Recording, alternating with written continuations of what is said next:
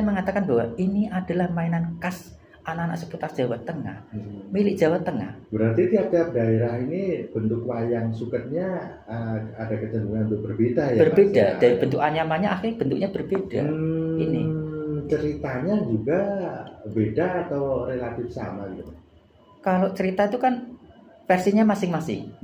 Saya punya cerita Joko Tingkir versi Semarang. Dan itu kalau saya ceritakan di publik, mungkin orang akan mengatakan, loh, ceritanya Joko Tingkir itu harusnya seperti ini. Tapi saya bisa mengatakan bahwa cerita Joko Tingkir seperti ini. Kalau saya mengatakan bahwa cerita Joko Tingkir itu, Joko Tingkir Romai kan Salatiga.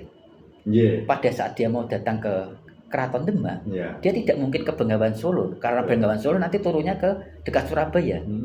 Dia pasti dari Salatiga turunnya ke Ungaran, ke Semarang, dan cerita yang Sri Gomilir di antar 40 buaya itu sebenarnya ada di Kaligawe. Di Kaligawe. Kaligawe itu banjir Kanal Timur sebenarnya. Makanya jadi pernah dengar bahwa di Kaligawe ada Jalan Masjid Terboyo ataupun Masjid Terboyo, Terminal Terboyo. Itu ada kisahnya diambil dari cerita Joko Tingkir diantarkan buaya. Dan saya bisa cerita versi Joko Tingkir versi Semarang. Dan gitu, itu menjadi itu nyambungnya sama nama tempat yang ada di sini, Masjid Terboyo, Terminal Terboyo. Ini kalau kita logika, karena Joko Tingkir ini termasuk salah satu